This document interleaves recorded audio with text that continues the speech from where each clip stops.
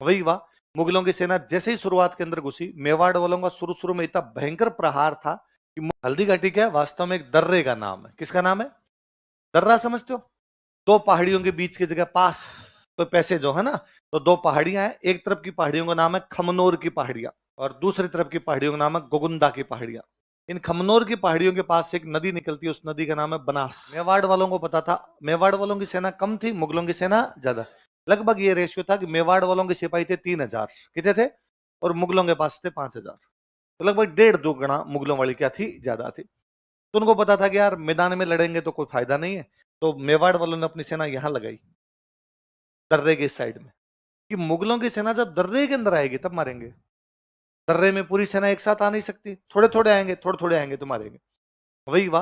मुगलों की सेना जैसे ही शुरुआत के अंदर घुसी, मेवाड़ वालों का शुरू शुरू में इतना भयंकर प्रहार था कि मुगलों की तरफ से एक राइटर लड़ने के लिए आया था, उसका नाम था बदायूनी।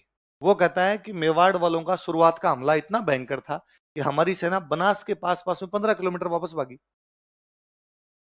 तो बदायूनी ये कहता है कि मैं पीछे पीछे खड़ा था, तो मेरे को ये नहीं समझ में आया कि तीर कहां चलाऊं, क्योंकि हमारी सेना वापस भाग रही है, हमारी सेना वापस भाग रही है, तो मेवाड़ वाले उनका पीछा कर रहे हैं।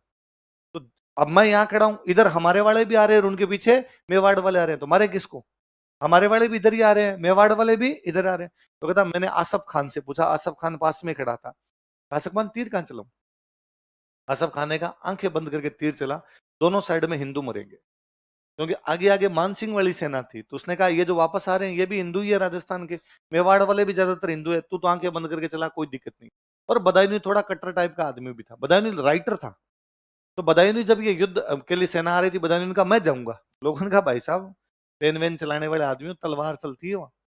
तो बदायूनी ने कहा था जब वहां हिंदुओं का खून बहेगा मैं अपनी दाढ़ी की लगाऊंगा, दाढ़ी लाल करनी है मुझे खून से। तो आसफ खान ने कहा दाढ़ी तेरी लाल हो ही जाएगी, खून दोनों तरफ से हिंदुओं का बहेगा, तू तो चला। तो बदायूं ने कहता आपने तो आंखें बंद करके तीर चलाने शुरू किए, पर थोड़ी देर ही चलाए, फिर हमें भी भागना पड़ा। अब ये दर्रा क्रॉस हो गया, दर्रा क्रॉस होने के बाद में सेना आ गई मैदान में। कहां पर आ गई? पीछे भागे तो दर्रा क्रॉस हो गया। ये जो मैदान है ना, इस मैदान का नाम है बादशाह बाग का मैदान। क्या नाम है? तो बाद में जो लड़ाई हुई है वो कौन से मैदान में हुई है? पहले दर्रे में लड़ाई है, दर्रे में लड़ाई है वो तो कौन सी है? हल्दी घाटी। दर्रा क्रॉस करके मैदान में लड़ाई है वो कौन सी है? जब मैदान में आए, आमने सामने सेनाएं आई, तो प्रताप ने देखा कि मानसिंह अपने हाथी पे बैठ के लड़ाई कर रहा है। मानसिंह के हाथी का नाम था मर्दाना। प्रताप को गुस्सा आया कि अरे यार मेरी लड़ाई मुगलों के साथ है। बदायूनी आता है, समझ में आती है बात। असफ खान आता है, समझ में आती है बात। ये मानसिंह ये क्यों आए हुए? अच्छा, एक जब मुगलों की सेना भाग रही थी, तो मुगलों का एक सैनिक है, उसका नाम है मिहत्तर खां। क्या नाम है? उसको बेचारे को बड़ा बुरा लगा, अरे यार अपनी सेना ऐसे कैसे भाग सकती है। वो बेचारा पीछे खड़ा था, और पीछे खड़ा खड़ा वो चिल्लाया कि भागो मत रे, अकबर आ रहा है, अजमेर से अकबर आ रहा है। ये सुन के सेना थोड़ी रुकी, दो कारण से। ये तो अकबर आ रहा है तो सेना लेके आएगा तो अपनी संख्या थोड़ी और बढ़ जाएगी। दूसरा ये भागे और अकबर आ गया, उसको पता चला भागे हैं तो मरेगा वो। तो डर भी लगता है और प्रोत्साहन भी है कि यार सेना आएगी तो ठीक लड़ लेंगे। तो सेना वहां पर खड़ी हो गई थी। तो कोई पूछेगा कि युद्ध में अकबर के आने की झूठी सूचना देने वाला कौन था? नहीं आया था अकबर, उसने केवल हौसला बढ़ाने के लिए बोला था। लिखो बात, कि मानसिंह क्या कर रहा है यहाँ पे, और प्रताप अपने घोड़े पर लड़ रहे हैं। घोड़े का नाम क्या था उनके? चेतक। उनको लगा पहले तुम इसको मारो, और वो अपने चेतक को एकदम हाथी के पास लेके गए। अच्छा, जब किसी का मुख्य सेनापति खड़ा तो अकेला तो नहीं खड़ा होगा, सिक्योरिटी मिलेगी, उसके चारों तरफ भी सेना लगा के खड़ी करेंगे एकदम। तो मानसिंह के चारों तरफ सेना खड़ी है, पर प्रताप उस सेना को काटते पीटते एकदम पास में ही चले गए। एकदम पास में जहां मानसिंह का हाथी, उसके ठीक आगे एक घुड़सवार खड़ा है, मानसिंह का जो पर्सनल बॉडीगार्ड है, कि भाई और कट भी जाएंगे तो इस आदमी को बचाना है। उसका नाम था बहलोल खान। क्या नाम था? बड़ा डाकी टाइप का आदमी, बॉडीगार्ड हमेशा तगड़े ही होते हैं। वो अपने घोड़े पर बैठा है, वो बड़ा शक्तिशाली आदमी, वो क्रॉस ही नहीं करने देगा, मानसिंह तक तो किसी को पहुंचने नहीं देगा। कहते प्रताप अपना घोड़े पे दौड़ाता हुआ आ रहे हैं उधर से। उनके एक हाथ के अंदर घोड़े की लगाम, लगाम समझते हो, रस्सी जो होती है वो रस्सी है। दूसरे हाथ में तलवार है। उन्होंने बहलोल खान के तलवार मारी है, बीच में से काटा है। बहलोल खान के ठीक दो टुकड़े में, आधा बहलोल खान इधर, आधा बहलोल खान इधर। या तो महाभारत की लड़ाई में भीम ने जरासंध को चीर दिया था। किसको चीर दिया था? जरासंध था, भीम ने उसकी टांगे पकड़ के बीच में से काटा था, टांगे पकड़ के बीच में से चीर दिया। तो कोई कवि कहता है कि जरासंध बहलोल के वध में यह व्यतिरेक, कि जरासंध का भी वध हुआ था और बहलोल का भी वध हुआ था, पर उस दोनों में एक अंतर है, एक व्यतिरेक है। भीम कियो दो भुज न थे, भीम ने जब ये किया था तो दोनों भुजाओं का प्रयोग किया था। पातल ने कर एक, लेकिन प्रताप ने एक हाथ का प्रयोग किया था। बहलोल खान को काटने के बाद चेतक एकदम मानसिंह के हाथी के पास पहुंच गया। हाथी का नाम क्या था? घोड़ा नीचा। हाथी, आप मारोगे कैसे उसको? तो चेतक बड़ा समझदार घोड़ा था। चेतक ने अपने अगले दोनों पैर हवा में उछाल दिए ताकि एकदम हाथी की सूंड पे अपने पैरों को टिका दे। अब चेतक के दोनों अगले पैर हाथी की सूंड पे, तो घोड़ा ऊंचा हो जाएगा, ऊंचा हो जाएगा। प्रताप के पास भाला है, प्रताप ने भला मारा है मानसिंह पे। हाथी में बैठने की जगह होती है, उसको बोलते हैं होदा। क्या बोलते हैं? मानसिंह उस होदे में नीचे होता है, भाला उसके ठीक ऊपर से निकलता है, वो बाल बाल बचता है उससे। पर मानसिंह बड़ा समझदार सेनापति था, उसने अपने हाथी की सूंड में एक चाकू लगा रखा था। जब चेतक अपने दोनों पैर उतार रहा था ना, तो उसके दोनों अगले पैर कट गए। खुर खुर खुर समझते हो? खुर खुर कट गए। मैं कहता हूं अपने नाखून काटते हैं ना, और उस समय नाखून यदि थोड़ा सा एक्स्ट्रा कट जाए साइड से, तो 3 दिन तक वो अंगुली ऐसे रखते हैं खाना खाते टाइम कि टच नहीं हो जाए। और सर्दियों के दिन हो और रात को रजाई उड़ के सोनी पड़े और वो रजाई रजाई में भी टच हो जाए वो अंगुली, तो भाई साहब रात को नींद उगड़ जाती है, दर्द होता है। तो जब थोड़ा सा नाखून कटने में दर्द होता है, तो पूरा खुर किसी घोड़े का बाहर आ जाए तो घोड़ा चल पाए बेचारा? तो अब चेतक से चला नहीं जाए। प्रताप को लगा यार अब चलते युद्ध में ध्यान ही नहीं गया, क्या हुआ? प्रताप लगा इतनी देर घोड़ा बड़ा सरपट दौड़ रहा था, अचानक क्या हुआ? उनका ध्यान गया तो पता चला उसके खून बह रहा है बेचारे के लहू लुहान। तो प्रताप उस घोड़े को बचाने के लिए बाहर निकलते, उनका सबसे प्रिय घोड़ा था। मेवाड़ में रिवाज था कि राजा किसी भी वजह से बाहर निकले, कोई ना कोई झाला राजा वाला मुकुट पहन के लड़ेगा। सादड़ी के झाला लड़ते, सादड़ी का झाला था अज्जा। कौन था? जो सांगा की जगह लड़ा था। इस बार जब प्रताप चेतक को बचाने के लिए बाहर निकले, इस बार जो झाला था उसका नाम था बिद्दा। क्या नाम था? वो प्रताप वाला मुकुट पहनता, या उसी का एक नाम और है झालामान। क्या नाम है? दोनों नाम उसी के मिलते हैं हमें, या तो उसको झाला बिद्दा बोल दो या क्या बोल दो। कहते हैं झालाओं की 7 पीढ़ियां ऐसे मेवाड़ वालों के लिए और काम आई थी कि मेवाड़ का राजा किसी भी वजह से बाहर गया तो कोई ना कोई झाला मुकुट पहन के और राजा वाली जगह पे लड़ा है। प्रताप बाहर गए तो कौन लड़ा? अच्छा, प्रताप बाहर क्यों गए? देखो, चेतक के घायल होने के कारण। अच्छा, जैसे ही प्रताप बाहर निकला, इधर मान सिंह और समझ में आ गया कि यार पार पड़ेगी नहीं। मान सिंह अपनी सेना लेके धीरे धीरे वापस गोगुंदा की तरफ चले गए। बदायूं नहीं लिखता है, जो राइटर था बदायूं नहीं कहता है कि हम गोगुंदा चले गए थे, पर फिर भी हमें डर लग रहा था कि प्रताप की सेना आके गोगुंदा में मरेगी, इसलिए हम रात को सोए नहीं। और रात को जब हम बैठे वहां पे, तो हमने चारों तरफ चार दीवारी करवा ली ताकि कोई अंदर जल्दी से ना घुस जाए। फिर हम वहां से जब वापस अजमेर के लिए रवाना हुए, तो रास्ते में भीलों ने हमें बहुत परेशान किया। जून का महीना, गर्मियां पड़ रही थी। भीलों के गांव में पानी लेने के लिए जाते, हमें पानी भी नहीं पिलाते, और हमारे सैनिक यदि 2-4 अकेले मिल जाते उनको मार दिया करते। हमारे आटा लेके जो टुकड़ी आ रही होती उसका आटा छीन लिया करते। हमने जैसे तैसे करके राम राम राम राम करके अजमेर का रास्ता लिया। मान सिंह आसफ खान अकबर के पास गए। अकबर ने जाते ही पूछा कि भाई प्रताप को पकड़ लिया? उनका सॉरी सर। मार दिया? Sorry sir. हरा दिया? Sorry sir. उसने संधि कर ली? Sorry sir. तो क्या सोच के आया था कि सरदार खुश होगा, शाबाशी देगा? और उसने मान सिंह आसफ खान का, आज के बाद दोनों ने मुंह दिखा दिया ना, मैं टांगे तोड़ दूंगा तुम्हारी। देखो, मान सिंह आसफ खान ने कहा अरे सर सुनो तो सही। अकबर ने कहा कुछ नहीं सुनना, और मैं जाता हूं अभी, देखो पकड़ के लाता हूं, तुम्हें बताता हूं कैसे पकड़ा जाता है। और अकबर भयंकर तमतमाया हुआ खुद मेवाड़ पर अटैक कर देता है। जून में ये लोग आए थे, अक्टूबर में अकबर खुद आ गया था। लाइन चेंज करके लिखो। प्रतापन तैयार थे, वो एकदम पहाड़ों में जाके बैठ गए कि मैदान में लड़ने का मतलब नहीं, अपनी सेना कम है और अकबर की सेना ज्यादा। उसने कहा आने दो, थोड़ा डीप आने दो, तब लड़ेंगे। अकबर पहाड़ों में गया ही नहीं, अकबर ने उदयपुर पे कब्जा किया। कहाँ कब्जा किया? और उदयपुर का नाम बदल के कर दिया मुहम्मदाबाद। और अब दिल्ली अपने सेनापति अपने सैनिकों को कहता कि जाओ प्रताप को पहाड़ों में पकड़ के लाओ। सेना जाए बेचारी, मार खा के वापस आ जाए। 10-15 दिन बाद नई सेना भेजे, फिर कुट पीट के वापस आ जाए। तो उसने पूछा फाइनली भाई क्या है, तुम पकड़ क्यों नहीं पा रहे? हम मुगल हैं यार, शक्तिशाली लोग हैं। सैनिकों ने कहा साहब हम मुगल हैं, गूगल थोड़ी है। हमें क्या पता लोकेशन, हमें क्या पता रास्ता। एक तो आदमी जो पहाड़ों में रहा है इतने सालों से, एक एक इंच इंच जानता है कि कहां पर क्या जगह है क्या जगह नहीं है। एक नया आदमी, मैं कहता हूं अपने ड्राइवर होता है ना, ड्राइवर, एक ऐसी जगह जहां पर वो पहले गया हुआ है, वहां पर दोबारा जाना वो जल्दी जाता है। एक ऐसी जगह जहां पर वो नहीं गया हुआ है, सीधी रोड पड़ी है तो भी उसको टाइम लगता है, क्योंकि जहां गया हुआ होता है वहां पे ड्राइवर को ये भी पता होता है कहाँ पे खड्डा है, कहाँ पे ब्रेकर है। हमारे एक दोस्त हैं, तो वो मतलब ड्राइविंग इतनी अच्छी कि एक दिन कहीं से हम आ रहे तो वो नींद आने लगी उनको, तो उनका यार मैं पीछे एक बार सो रहा हूँ, तुम बाकी लोग गाड़ी चला लो। मैं आगे बैठा, एक दूसरे हमारे दोस्त वो गाड़ी चला रहे, वो पीछे सो रहे। तो नींद तो क्या रही, यूं बस अनमने से हो रखे होंगे। अचानक सोच सोते गए कि गाड़ी धीरे कर लो, थोड़ा आगे ब्रेक करे। मैंने उनको पूछा आपको क्या पता सोच सोते ब्रेक करे? उन्होंने कहा इस रोड पे इतनी आया हूँ, मेरे को यूं हिलती है ना गाड़ी, उससे पता चलता है क्या आ गया। ये जगह आ गई होगी, हाँ तो यहाँ थोड़ा ब्रेकर है, और एग्जैक्टली 400-500 मीटर बाद ब्रेकर है। तो हर आदमी को, नए आदमी को नई चीजें नहीं पता होगी, पुराना आदमी को जानकार होगा। तो मेवाड़ वाले तो पहाड़ों में बैठे, उनकी तो खुद की लोकेशन है, उनको पता है रास्ता कहाँ से। मुगल बेचारे बाहर से आते, उनको क्या पता चलता। अकबर को समझ में आया कि यार पार पड़ेगी नहीं। अकबर यहाँ से वापस चला जाता है, दो लोगों को उदयपुर में छोड़ के जाता है। एक तो मान सिंह के अंकल है, नाम है जगन्नाथ कछवाहा, और एक व्यक्ति हो रहा है, उनका नाम था फखरुद्दीन। क्या नाम था उसका? किस किस को सौंप दिया बताओ? अब अकबर वापस गया, यहाँ से वापस गया तो आगे मान सिंह और आसफ खान तैयार खड़े थे। उनका अच्छा वो पीछे पकड़ के ले आया क्या प्रताप को? अकबर ने कहा कल से दोनों दरबार में आ जाना। उनका हमने तो पहले ही कहा था यार, वहां पार नहीं पड़ती है। अकबर ने इस बार एक नया सेनापति उतारा, उस सेनापति का नाम था शाहबाज खान। क्या नाम था? गजब कमांडर था। और शाहबाज खान का, शाहबाज खान प्रताप को पकड़ के लाओ, और यदि प्रताप को नहीं पकड़ पाओ तो मेरे को मुंह मत दिखाना।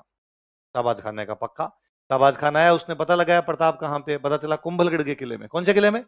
उसने कुंभलगढ़ पे 3 अटैक किए, 77, 78 और 79। कब कब बताओ? कौन से किले पे? किसको पकड़ने के लिए? किसने अटैक किए? फिर वो पंजाब चला गया, क्योंकि मुंह नहीं दिखाना था ना। देखो, छोटी क्लासों में कभी आपने दोहे सुने हो तो, रेमन धागा प्रेम कार मत तोड़ो छिटकाए, टूटे से फिर ना जुड़े जुड़े। वो दोहे गाने वाले व्यक्ति हैं अब्दुल रहीम। कौन है? इस बार अकबर ने रहीम जी को सेनापति बना के भेजा कि रहीम जी आप जाओ और आप जाके पकड़ के लाओ प्रताप को। रहीम जी ने कहा यार मैं प्रेम के दोहे लिखने वाला आदमी, कहां तलवार वलवार चलवाओगे तुम, कि नहीं जाओ। रहीम जी हालांकि बहुत अच्छे योद्धा हुए, बड़े गजब के योद्धा थे, कई युद्ध लड़े थे रहीम जी ने। पर रहीम जी का महाराणा प्रताप के प्रति थोड़ा सॉफ्ट कॉर्नर था। उनको लगता था यार संधि मतलब दोस्ती, दोस्ती किससे होती है? जो करना चाहता है। ये थोड़ी है किसी से जबरदस्ती करो मेरे से दोस्ती कर। यदि महाराणा प्रताप नहीं करना चाहता संधि मुगलों से, तो फिर किस बात की जबरदस्ती है? प्रताप अपना रहे, मुगल अपने रहे। जो करना चाहेगा, हमारे अम्ब्रेला में आना चाहता है, हमारे साथ जुड़ना चाहता है, वो आ जाए, नहीं जुड़ना चाहता अलग रहे। और अकबर ने भेज दिया, बादशाह की आज्ञा तो कैसे टाले। उदयपुर में अपने एक जगह पड़ती है शेरपुर, वहां आके बैठ गए। प्रताप पे कोई अटैक नहीं किया। और यहाँ उदयपुर में बैठे बैठे शिकार, दिन में जाए शिकार करने, शाम को कुछ मार मुर के लाए, खा पी के सो जाए। और अकबर को मैसेज कर दे 10 एक दिन के अंदर कि प्रताप को पकड़ने के लिए गए थे, थोड़ा सा बच गया बाल बाल, इस बार पकड़ लेंगे। अकबर उधर से वापस रिप्लाई करे कीप इट अप ब्रो, लगे रहो। अच्छा अकबर ये तो कह नहीं सकता ना भाई क्यों नहीं पकड़ पाए, कि कल को अकबर ये कदे क्यों नहीं पकड़ पाए, तो रहीम जी वापस पूछ ले मान सिंह आसफ खान तू खुद और शाहबाज खान चारों मिलके बता दो कैसे पकड़ना है, तुम भी तो आए थे। तो अकबर क्या कहता, अरे वेरी गुड वेल ट्राई, लगे रहो अपने। तो अब एक दिन रहीम जी शिकार करने के लिए गए हुए, दिन में प्रताप का बेटा है अमर सिंह, अमर सिंह को घूमता घूमता उधर चला गया जिधर मुगलों के कैंप थे। उसने देखा कि मुगलों के कैंप में कोई दिख ही नहीं रहा, तो उसको लगा मुगल कैंप छोड़ के चले गए यहाँ से। वो पास में गया, जाके आवाज लगाई भाई रहीम जी रहीम जी। अंदर से महिलाओं की आवाज है कि भाई रहीम जी तो बाहर गए हुए। उसने कहा घर पे कोई भी पुरुष हो उसको भेजो, मुझे बातचीत करनी है। उसने कहा भाई घर पे कोई पुरुष नहीं है, सब शिकार के लिए गए, आप शाम को आके बातचीत करना। उसने कहा सच्ची, तुम बाहर आ जाओ तो सारी। वो सारी महिलाओं को गिरफ्तार कर लिया। आगे प्रताप खड़े अपने कैंप में, उन्होंने देखा कि आगे आगे अमर सिंह आ रहा है, पीछे पीछे महिलाएं बेचारी रोती पीटती सी, कहाँ लेके जा रहा है डाकी, हमें छोड़ दे। और अमर सिंह कह रहा है चुपचाप फॉलो में, एक लाइन में चलो सब। प्रताप ने पूछा अरे है कौन, क्या क्या लेके है, ये क्या है? उसने कहा ये मैं देख लूंगा आप मेरे हिसाब से। अरे पहले बता तो सही कौन है। क्यों रहीम जी है ना? कि हाँ। तो शिकार करने गए थे, तो मैं कर लाया आज। और प्रताप को बता दिला, प्रताप ने कहा नहीं अमर सिंह ये गलत है। युद्ध सैनिकों से होता है, महिलाओं और बच्चों के साथ में। महिलाएं और बच्चे सबके लिए बराबर है। उन महिलाओं को कहा आपको घबराने की कोई आवश्यकता नहीं है, आप मेरी बहन के समान हो, आप आराम से बैठिए, चाय पानी पीजिए, थोड़ी देर में आपको वापस पहुंचा दिया जाएगा। रहीम जी के नाम लेटर लिखते हैं महाराणा प्रताप कि रहीम जी इस बार ऐसा हुआ है, दोबारा हमारे द्वारा इस प्रकार का कभी भी किया नहीं जाएगा। हम युद्ध लड़ेंगे तो सामने छाती आके लड़ेंगे, महिलाओं और बच्चों को कभी भी बीच में लेके। उन महिलाओं को जब वापस रहीम जी के पास भेजा गया, तो रहीम जी को जाके उन महिलाओं ने बताया प्रताप के बारे में, उन्होंने ये कहा तुम्हारे लिए मैसेज दिया है। मुझे रहीम जी कहते हैं मैं नहीं जानता महाराणा प्रताप की मुगलिया सल्तनत भारत में कितने वर्षों तक रहेगी, मैं नहीं जानता कि अकबर का राज कितने वर्षों तक रहेगा। मैं इस बात को जानता हूं कि जब तक धरती पर सूरज और चांद रहेगी तुम याद किए जाओगे। कोई आदमी का पता इस बात से चलता है कि वो महिलाओं के साथ, बच्चों के साथ, असहायों के साथ, अपने से निम्न लोगों के साथ किस प्रकार का बिहेव करता है। अपने से ऊपर वालों के साथ तो सबको डर के मारे अच्छा बिहेव करना ही पड़ेगा। आपका नैतिक चरित्र कितना महान है ये इससे पता चलता है। प्रताप इसलिए जन जन में गाए जाते हैं कि उनके कुछ मॉरल वैल्यू ऐसे सामने आए जनता के सामने कि लगा कि नहीं यार ये अलग हटके चीजें हैं, ये बहुत अलग सी चीजें हैं। तो प्रताप ने उन बेगमों को सह सम्मान वापस पहुंचाया जिनको कहां से गिरफ्तार कर लिया गया था, शेरपुर। किसने गिरफ्तार कर लिया था, किसकी बेग में थी वो, अब्दुल रहीम। लिखो, अब ये बात पता चली अकबर को। अकबर ने रहीम जी को कहा वापस आ जाओ, लुगाइयां संभल ही नहीं रही आपसे, महाराणा प्रताप को क्या ही पकड़ के लाओगे। और इस बार अकबर ने अपने एक और सेनापति को भेजा, सुल्तान खान। किसको भेजा, अकबर का अंकल लगता था। सुल्तान खान बड़ा समझदार आदमी था और बड़ा गजब कमांडर था। सुल्तान खान ने आके पूछा कि भाई हम मुगलों से क्यों नहीं, हम प्रताप से क्यों नहीं जीत पा रहे। अच्छा, प्रताप पहाड़ों में, हम पहाड़ों में जाते हैं तो हमें लोकेशन नहीं पता होती, उनको लोकेशन पता है, वो मारते हैं हमें पहाड़ों के अंदर। फिर उनके पास पहाड़ों के अंदर अपना सब कुछ माल मत्ता लेके बैठे हैं, यहां पर हम खाएं पिए क्या, हमें सामान मंगवाना पड़ता है अजमेर से। कहां से मंगवाना पड़ता है, प्रताप ने ये बड़ा जोरदार दिमाग लगाया। मेवाड़ की पूरी जनता को पहाड़ों में शिफ्ट कर लिया था ताकि कोई खेती ना हो मेवाड़ में। क्या नहीं हो, क्योंकि यदि जनता मैदान में रहेगी तो खेती करेगी, खेती करेगी तो मुगल आएंगे, मुगल उस खेती पे कब्जा कर लेंगे, अपने अनाज से अपने को ही मारेंगे वापस, अपना अनाज ही खाएंगे, अपने खिलाफ लड़ाई करेंगे। मेवाड़ में खेती होनी नहीं चाहिए। मेवाड़ में खेती होगी नहीं तो मुगलों की सेना जब आएगी तो उसको खाने पीने को कुछ भी मिलेगा नहीं। फिर वो कहां से मंगाएंगे, अजमेर। भाई उनका मुख्य अड्डा कौन सा था, अजमेर। और अजमेर से जब मंगाएंगे हम बीच में लूटेंगे, ताकि मुगलों की सेना मेवाड़ आ तो जाए पर थोड़े दिन ही रहे, फिर उनको लगे कि यार भूख मर रहे हैं, वापस चली जाए यहां से। तो सैनिकों ने कहा साहब बादशाह तो कह देता जाओ पकड़ के लाओ, पकड़ेंगे से, यहाँ पर पूरी की पूरी जनता इनके अंदर बैठी हुई है, अपने अंदर जाते हैं ये लोग, मारते हैं अपने को उनकी लोकेशन नहीं पता, खाने पीने का सामान नहीं मिलता अपने को। तो सुल्तान खान ने कहा इनके पास खाने पीने का कहां से जाता है, ये भी तो पहाड़ में बैठे हैं, इनके पास भी तो जाता होगा कहीं ना कहीं से। तो कहा सर इनके कुछ दर्रे हैं जहां से अंदर ये सप्लाई ले लेते हैं अपने, हथियार वगैरह पहुंच जाते हैं, पैसे टक्के भी पहुंच जाते हैं, पड़ोसी राज्यों से मिल जाता है। जैसे कौन कौन से दर्रे हैं, तो उन्होंने बताया साहब 4 रास्ते हैं इनके पास। डूंगरपुर की तरफ से देवल, उदयपुर की तरफ से देवारी, पाली की तरफ से और राजसमंद की तरफ से। इन 4 रास्तों से इनके अंदर आराम से पहुंचा जा सकता है। ये बाहर आते हैं, अंदर जाते हैं, इन रास्तों का प्रयोग करते हैं। तो सुल्तान खान ने कहा चारों रास्ते ब्लॉक कर दो, इन चारों रास्तों पे सेना बिठा दो। अंदर यदि स्टॉक है भी तो कितने दिन तक चलाएंगे, स्टॉक खत्म होगा तो बाहर आएंगे, बाहर आएंगे तो इनकी सेना कम और अपनी सेना ज्यादा। और ये अपने माल, अपना स्टॉक जो आता है साहब अजमेर से आता है उसको लूट लेते हैं। अजमेर से आने का रास्ता क्या है, अजमेर से राजसमंद होता हुआ आता है। कौन सा चौकी है यहाँ पर, दिवेर। उसने कहा दिवेर में खुद बैठूंगा। उसने 4 चौकियां बनाई, चौकी समझते हो, मिलिट्री कैंप लगाए, छावनियां बनाई उसने। कहां कहां पे बताओ, देखो। अब भाई वाकई मेवाड़ वालों को घेर के बंदी कर दिया, मेवाड़ वालों की बाहर से सप्लाई पूरी तरीके से बंद, ना तो अनाज पहुंचे, ना हथियार पहुंचे, ना कोई धन पहुंचे। अब मेवाड़ वाले इसके अंदर है कि थोड़ा सा इनका घेरा कम पड़े तो बाहर जाके कुछ लेके आए, पर मुगलों का घेरा कम भी नहीं पड़ रहा। इतने में आ गया दशहरे का त्योहार। कौन सा, दशहरे पे हथियारों की पूजा होती है।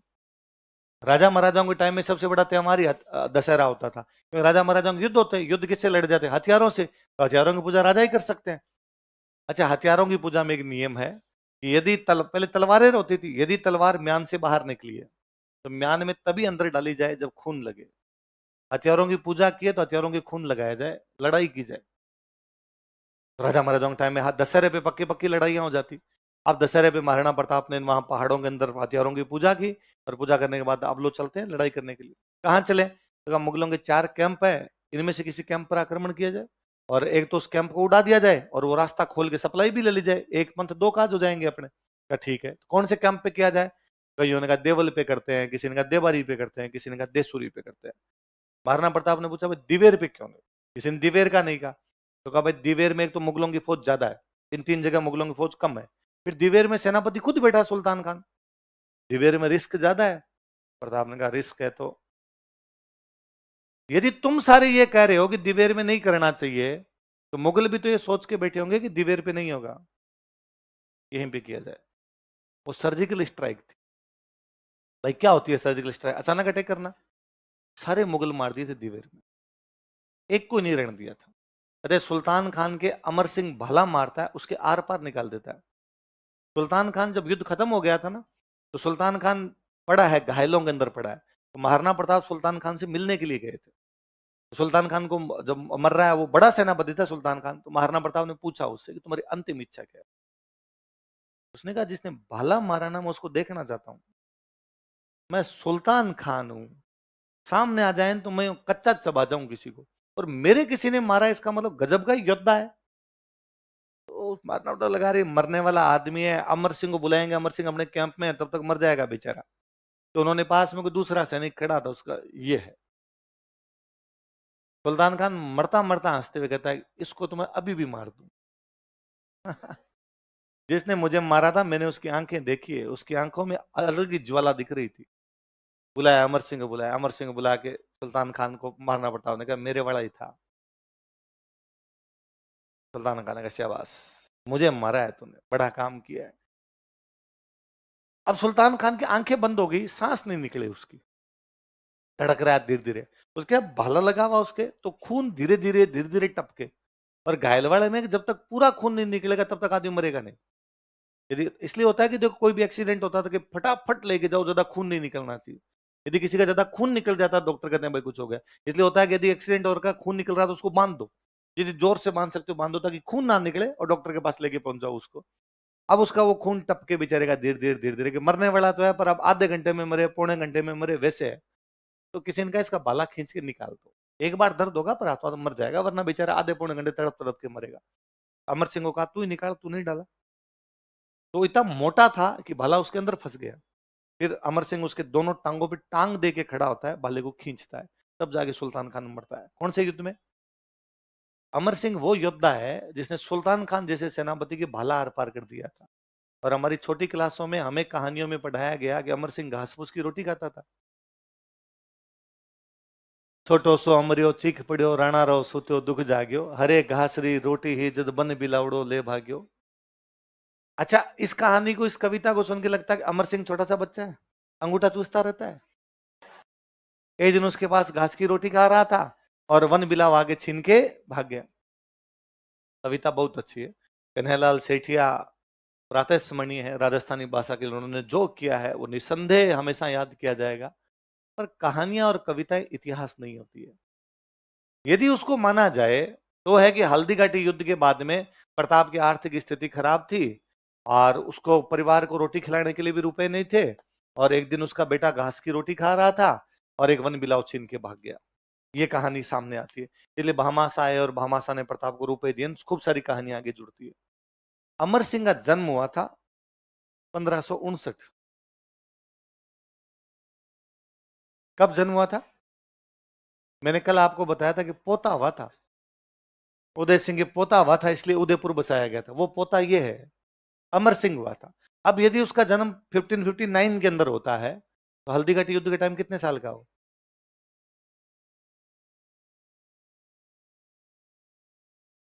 17 साल। कितने साल का? 17 साल का टाबर अंगूठा नहीं चूसता, तुम हो 17 के। और ये वो टाइम था जब 18 साल तक तो लोग मर ही जाया करते थे लड़ाई में कट पीट के। इतनी उम्र हुआ करती थी सैनिकों की, तो 18 साल में तो चले गए। 8 बरस रो कुकर जिए, बरस 11 जिए सियार, बरस 13 जिए सियार, बरस 18 छतरी जीवा, आगे जीवन को धिक्कार। कुत्ता 8 साल का जीवन जीता है, सियार जो 13 साल का जीवन जीता है, योद्धा जाओ तो 18 साल ही जीवता रहता है। 18 के बाद भी यदि जीवित है, इसका मतलब युद्ध नहीं किए। अपने तो कहानियां इस प्रकार के, दोहे इस प्रकार के बन गए थे। और आप एक 17 साल के लड़के के लिए कहते हो घास फूस की रोटियां खाता था। जब हल्दी घाटी का युद्ध हुआ था, तब उसकी पोस्टिंग उदयपुर में थी। उदयपुर में महिलाएं थी। यदि मुगलों की सेना उदयपुर की तरफ आती है, महिलाओं की तरफ आती है, तो महिलाओं को बचाने की जिम्मेदारी किसकी होगी? हल्दी घाटी युद्ध के 4 साल बाद शेरपुर में तो महिलाओं को उठा लिया था।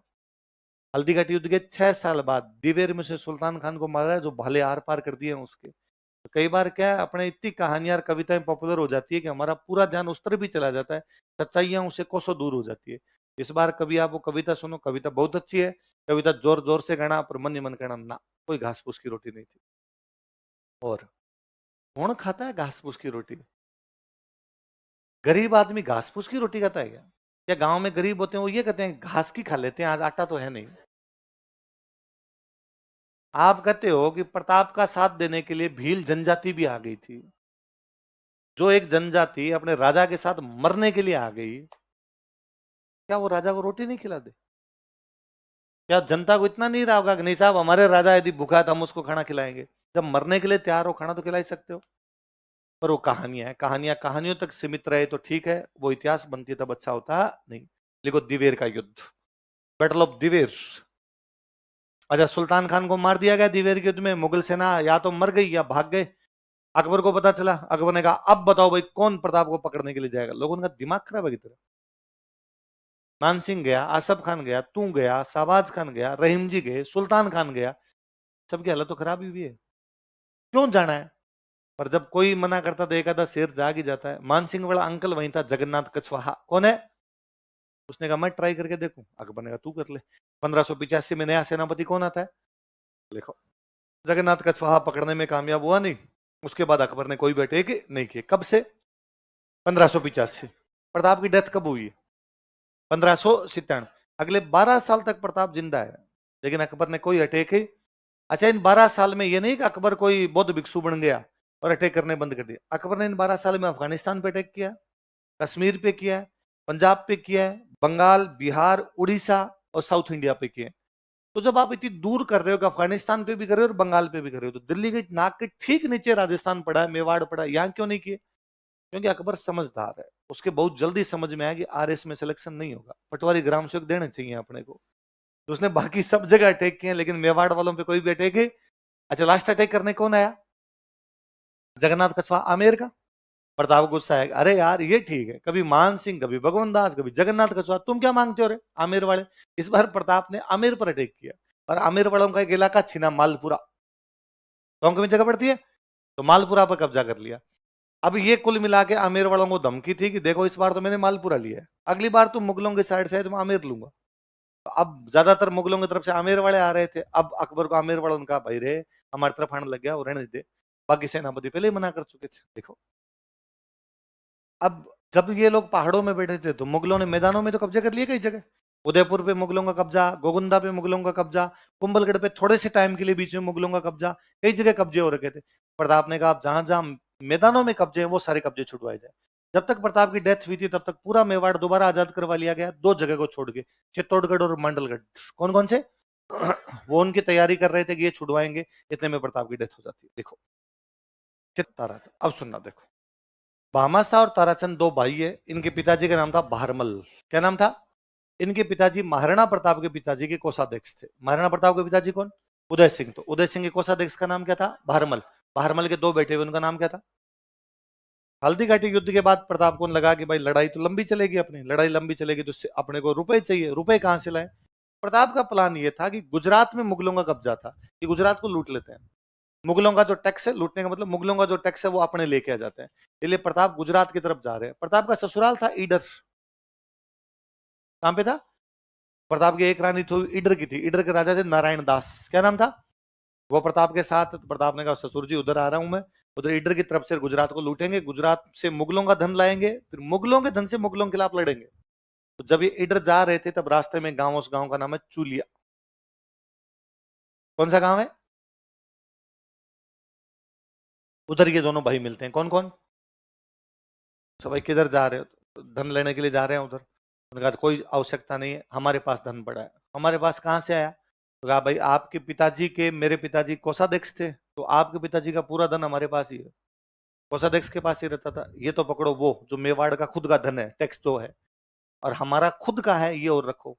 कितने रुपए ला के दिए थे इन दोनों भाइयों ने कि 25,000 की फौज 12 साल तक रख सकते हो। कितनी फौज? कितने साल तक? मतलब 25,000 फौजियों के 12 साल का खाना पीना, कपड़े, हथियार, तनख्वाह सारी की सारी उस रुपए से दी जा सकती। किसने ला के दी? भामाशाह और ताराचंद। इसलिए भामाशाह को बाद में प्रताप ने अपना प्रधानमंत्री बनाया। ये बड़े भाई थे, इन्होंने कहा भाई आप मेरे प्रधानमंत्री बन जाओ, आप यार मैनेजमेंट करने में अच्छे आदमी हो। और जो पहले प्रधानमंत्री थे उनको हटाया, उनका नाम था रामा महासाहानी। क्या नाम था? भामाशाह इतने फेमस हुए कि ताराचंद को भूल गए लोग। आज भामाशाह इतने फेमस है कि कोई भी आदमी दान देता है हम उसको क्या कहते हैं? आप किसी स्कूल में जाए, वहां लिस्ट लगी होती है भामाशाहों की सूची। अस्पताल में जाओ, वहां पे लगा होता है भामाशाहों की सूची। अखबार में योजना आती है भामाशाह योजना। और अपने ताराचंद को भी याद रखेंगे। आज के बाद आपको कोई आदमी रुपए दे, आप कहना ये मेरा क्या है,